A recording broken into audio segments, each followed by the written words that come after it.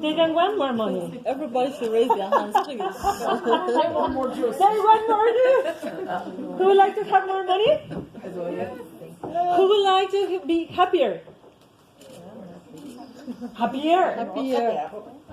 Who would like to have more money and be happier? Okay, so ladies and gentlemen, we are in the right place. Now we're going to be talking about playing real big. And for me, playing real big is not just playing big, having a lot of money, or playing big, being super happy and doing your hobby.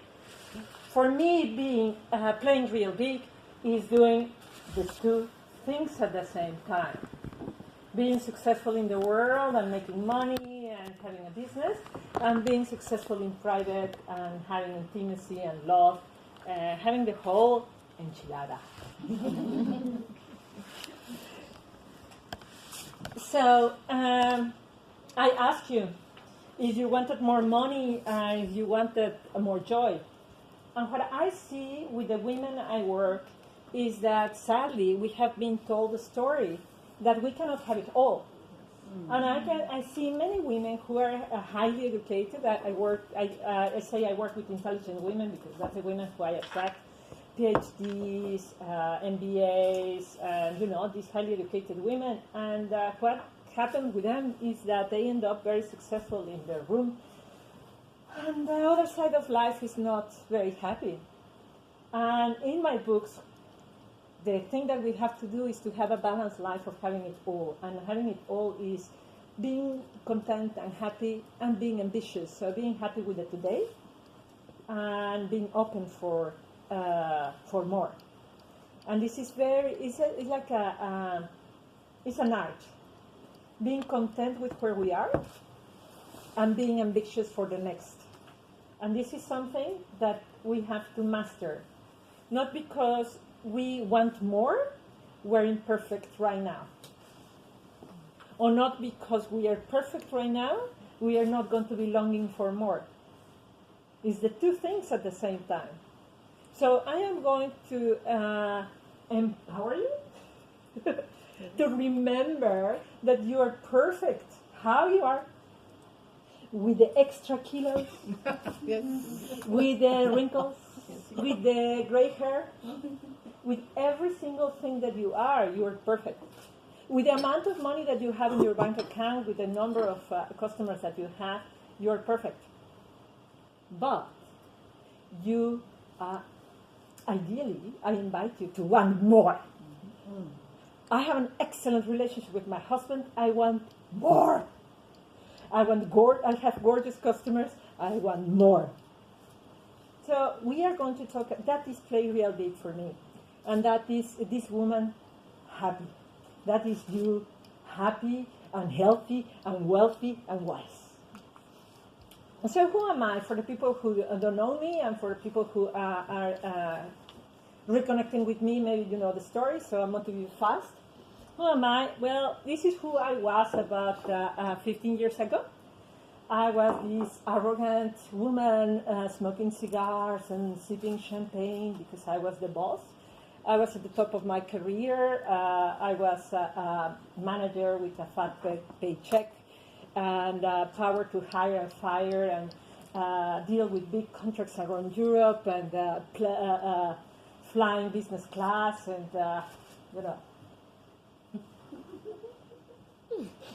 Nobody was good enough for me. No man was good enough for me. I had a bad relationship with everybody. Or no relationship, of course, there was not even a cat could stand me, All the flowers in my house will die. Absolutely a life that was empty. Absolutely empty when I was at home. I was really ill. What is supposed to be white in my eyes was yellow. I had pains in my left shoulder. I had my period about twice a year. I was ill, physically, emotionally, spiritually, but I had a paycheck. I was fine. In my CV, I was successful. I was the most senior woman in my company. Wow, there was such a big emptiness. And one day I went to a workshop, somehow a little bit like this, a workshop where somebody stands up front and tells you that she's going to empower you. And she asked me to make a list of things that I love to do. And I like this, I like that, I like that. But then she asked me, how present are these things in your life? Holy smokes. About 2%. About 2% or 98% of my life sucked. So I said, well, I really don't want that. Okay, it's very easy to say I don't want it. I don't want this, the thing that I worked for 35 years to build. But what do I want? What do I want? Because it's very easy to say I don't want this, but what do I want? Because we haven't been educated to say what we want, because it's selfish. Women have to be modest. Don't ask for what you want. Don't ask for more money. Don't ask a boy to dance with you. Don't ask anything. Since you don't ask anything, we don't ask anything because we don't need anything. Why do we have so many women with anorexia? I tell you, I had anorexia. I didn't need anything. So at this point, when I wanted to find what I wanted, it was very difficult. I really had to be coached, and I did everything. Shamans, Zen meditation retreats, silent retreats. I did a whole shebang of things. It was really awesome. Catholic retreats, psychologists, healers, everything. It was awesome. That job disappeared. Boom, was wonderful. And I lost the weight. My period came periodically. I was so happy. I was just a different person completely. It was so awesome. I rekindled my relationship with my family. I got wonderful friends, and guess what? You got married.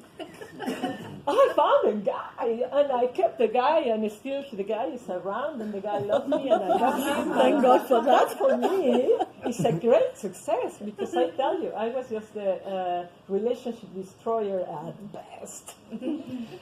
So, and it even got better. We got 2 children. But I put the photo of this girl because this girl came to change my life. Because as you can see,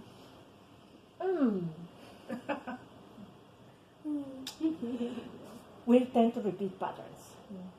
We tend to repeat patterns. And the reason why I got so confused and at 35 and ended up living a life that was so disjointed from my true desire, I needed to go to the root of why I got there, so that I didn't give her the example of how to build a life that you hate. I needed to understand what led me to arrive to that destination, so that I could give her a different example. And I realized that I really wanted to help women. And in the past years, the people who follow me online, you must have noticed that kind of disappeared in the past years, because I started my business like 11 years ago, but in the past few years, I got quiet. And it was a very serious issue. It was that I connected to my mother and all her suffering and all. I got into really understanding what was her life and why it affected me and in which way it affected me, until her passing. She passed early this year. And, it's my first talk about how my mother died. And that understanding of her pain, her desires, her things that were not fulfilled, is driving me to work for all these women. So that we do not repeat the patterns to build lives that we don't love. So that we change that mindset, because as inside, so outside, as above, so below. What you think becomes. You have heard it. Thoughts become things. Yeah. So we're talking about mindset, and I want to share with you, what I want to share with you is really both things. It's science, and it's my personal story. So obviously, it's not they are together. So, what's the agenda? the agenda is, what keeps us small? Why? Why breaking free seems impossible? The why out, and then what next? Okay, what keeps us small? What keeps us small is that we have a big demand from society to comply with what our moms complied in the 50s. Just buy any magazine you want, buy Cosmopolitan. It tells you how to be thin and which haircut it suits you and which nails to put and how to be sexy. And it also gives you recipes. Just exactly in the 50s, just new fashion, but it's the same demands. Isn't it? Yes. The same demands. You have to be a great cook. You have to have the perfect nails, the perfect haircut, the perfect, Yeah. All those demands are still valid today. You open different magazines and it tells you that you should do exactly the opposite as well. So in the previous one, you have to be quiet.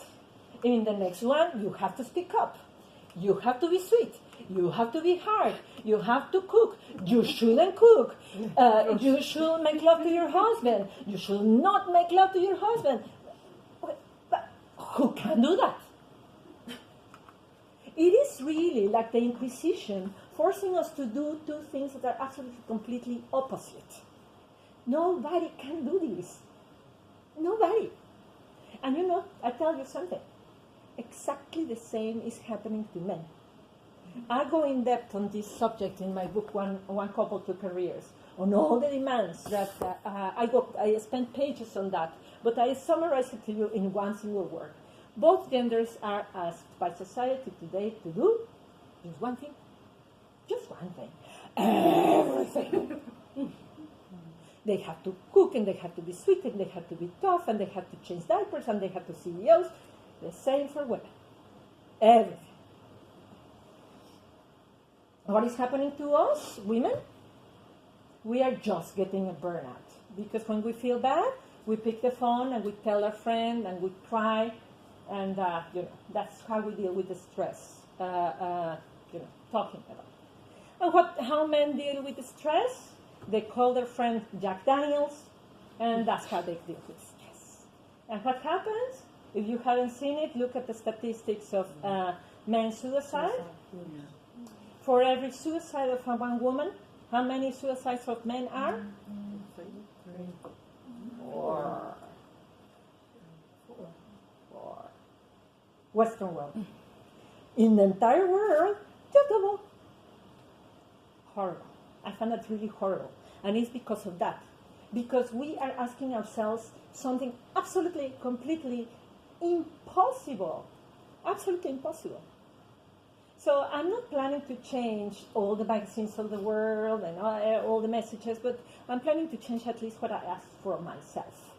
So I wish that you start changing what you ask from yourself. And that's what I love of what you say of Rise and Live. We're not going to change the world. We are going to start from within. So that leads us to a world of accelerating and breaking. Am I too sweet? Am I too feminine? Am I too sexy? Am I too masculine? And then we don't move. Yeah? How much shall I sell? Shall my presence online? And shall I be with my children? And then we are with the children because we have to, the life balance. And we are with the child, and the child is here. And in your brain, you're thinking about your SEO and the next proposal you're sending, and you're with your child. Yeah, and in your agenda it says that you were with the child, but you were not with the child. So, why is breaking this cycle so difficult? I'm going to give you 2 very powerful reasons. Nature. I don't know if you know this, but in every single cell of our body, we carry DNA. DNA brings information of at least 7 generations before us. And what do we carry in that DNA particularly? All the fears, So if your great-grandmother was drowned, if she was raped, if she experienced a war, if she was asphyxiated, that's in you, in every single cell of your body.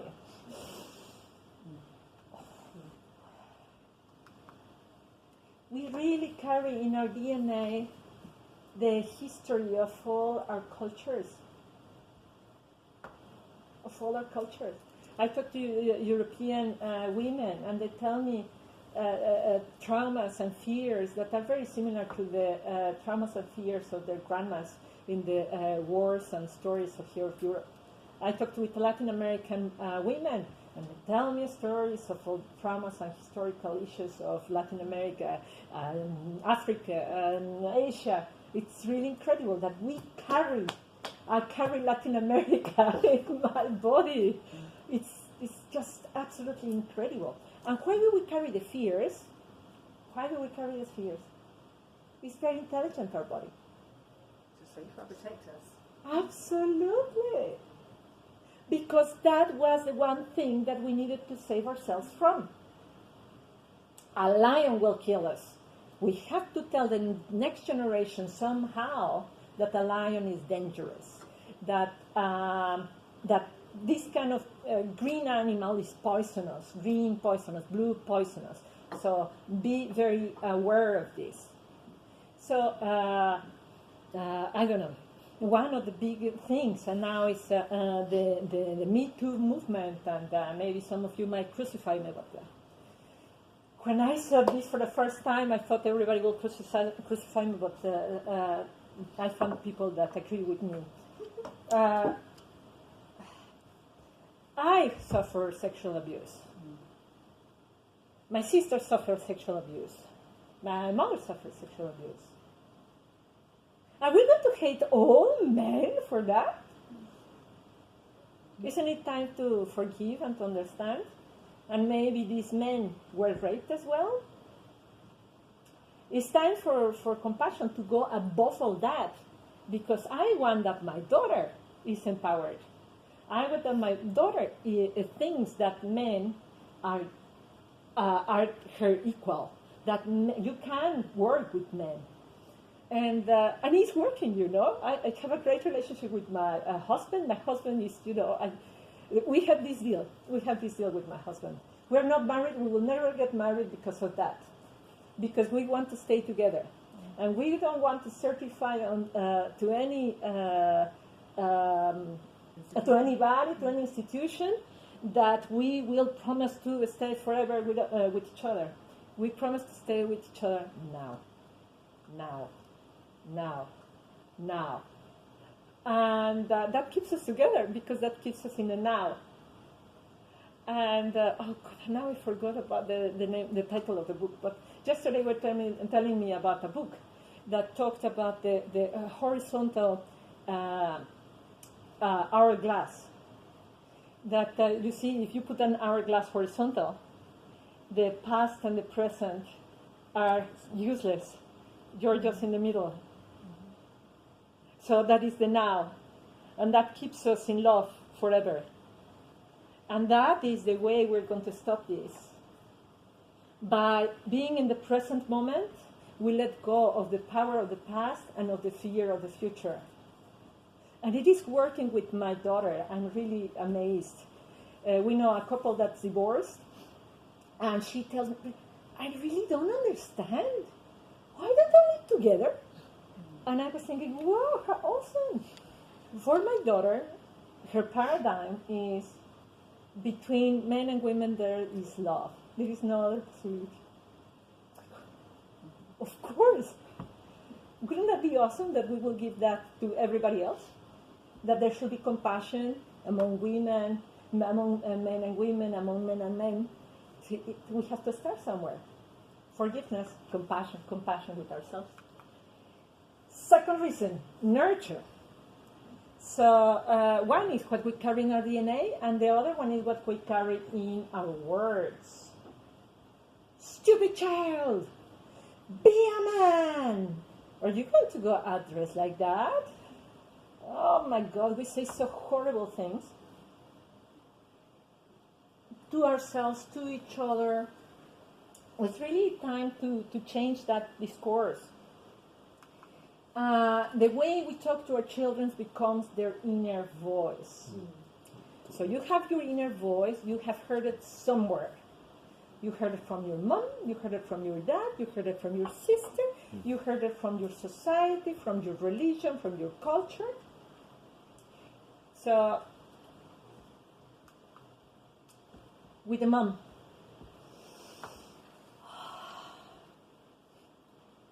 what can I tell you? My mom had really,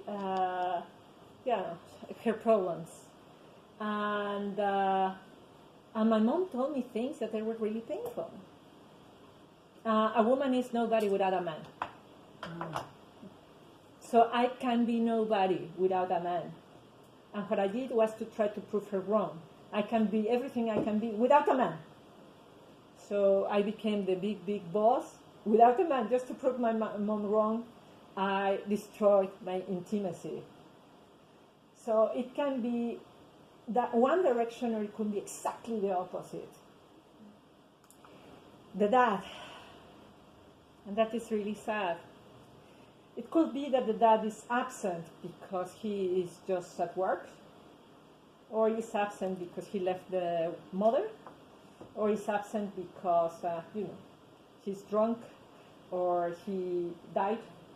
But many people tell me about the absent dad. And that is quite something, because what is absent, I am not worth being loved. And this is very powerful for women, because emotionally the dad is equals money. So my dad is not available, I'm not worth having money. And that's why we don't negotiate, that's why we don't dare to go. The dad is equals also corporations. That's also why bullying happens in organizations, because the two women want the dad, the absent dad. Heavy stuff, huh? So I can go on in length on that subject, but is there a way out? Yeah. Yes. I hope so. Yes. Oh, yeah. There is a way out. What do you think the way out is? Go to your mom, your dad, the government, a teacher. What's the way out? Take the driver's seat. Start with yourself. Take responsibility. It's not your husband, it's not your children, it's not your girlfriend, it's not your mom, it's not the past, it's not the future, it's you. Take the driver's seat. And I studied coaching. And in coaching, one of the first awesome things that I heard is help helps. And as I told you, I did Zen meditation and Catholic retreats and whatever. Do whatever it comes, If it inspires you to work with me, if it inspires you to go to your, mosque, if it inspires you to do Zen meditation, do whatever you want, but start. And this is something very important. There are three things that generate you: the genes, your individual choices, and your environment. I can tell you something. And I'm really happy about it. There is an entire science that is called epigenetics. And for the guys who knows their Latin, epi means above. Above genetics. There is something that is above genetics.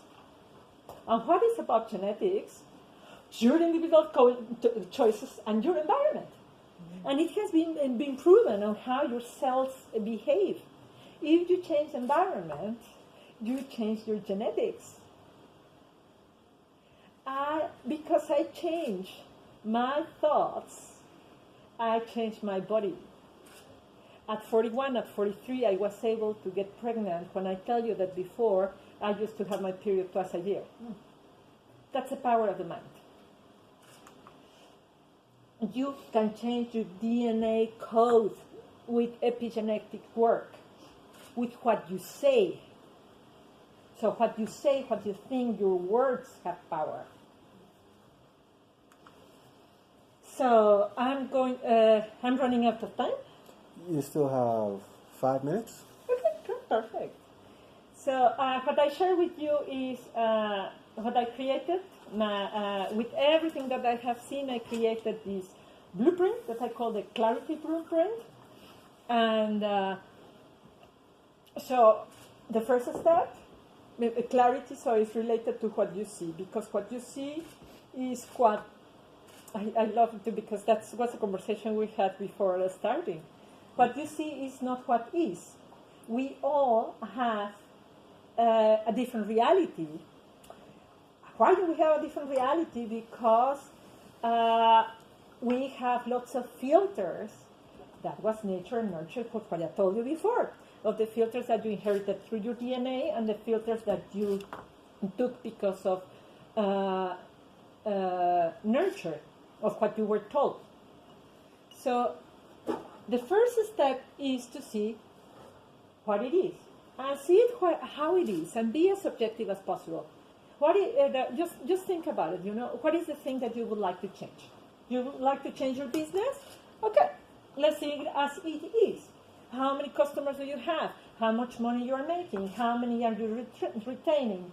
You want to change your body? Okay, what's the size of your hips? What is your height? What is your weight? I don't know, that you make an analysis of your blood. You want to change your relationship, your intimate relationship with your husband. How many times have you had sex in the last month?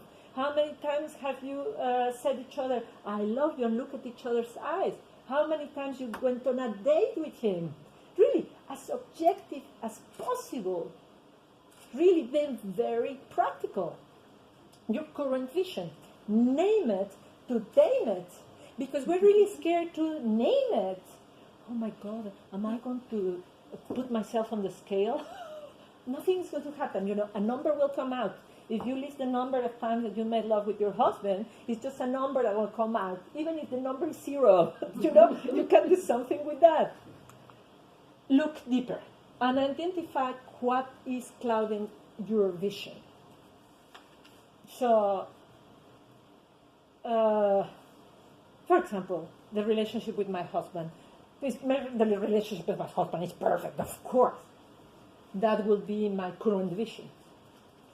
But then they look different. Is it really so awesome? My children have complaining about my husband that he's angry very often. I'm clouding my own vision. Is it true that my business is doing so great? That person did not buy again. Is it really true what I'm saying? What is the thing that I don't want to see? Accept. Accept what is as part of your treasure. So my husband is under stress. Why is he under stress? I have discovered my husband is angry and is under stress. Wonderful. Instead of thinking, oh, how horrible, he's under stress, what am I going to do? Great, I know he's under stress. Let's talk about the stress. Let's work on that. My customer didn't come back. Okay, why she or he not coming back? What is the thing that I didn't do? Didn't I reply the email? Didn't I listen to her? What is the thing? If we see it as a problem, if we don't want to see the reality, we will not be able to solve it. Instead, if we are courageous enough to see what is going on, then we will be able to use it. And then reprogram your mind. Instead of thinking, well, that was really bad, I don't know. My mother died. Oh, the common thing, oh, you should cry. So absolutely, it's a horrible loss and grief and sadness and fear. I can reprogram my mind and say, it's the greatest gift because she left me a bunch of lessons, and I'm going to list the lessons that she left me, and all the fear and pain and suffering that she experienced in her life. That is her gift to me. I'm immensely grateful. I have a huge inheritance, no matter if she left me €2, that's irrelevant. So that is to reprogram your mind. When you do that, you can set a new vision. And this is the important thing of the clarity. Now I can see a new vision. I have a great relationship with my husband. Yeah, but, oh, holy cow, if I'm going to stay for another 20, 40, 50 years with him, I really want a different vision. Oh, my mother died. How am I going to be this orphan, this grown-up woman? I'm going to use the word as adult as a verb. I am going to adult even more. So this vision, this new vision, is something that is going to be more empowering, that is going to guide you really to what you truly want. And I'm not talking about the selfishness, superficial happiness. I'm talking about the happiness from the Stoic point of view, that the only thing that you have to be adamant to do is to be loyal to yourself, to that new I. And then take action. Take action and take action. I'm very sorry to all the enthusiasm, inspiration, I'm sorry, but with enthusiasm and inspiration we do nothing. You have to take action. You know, when I wrote, which is this one? When I wrote this one, when my babies were babies, I was talking about habits. I woke up at 3 o'clock in the morning and 5 o'clock in the morning to write that thing. Without action, nothing is going to happen. It doesn't matter what it is. It's your business, it's your line, it's your relationship. You have to take action. And you have to keep it up. So it's not just about taking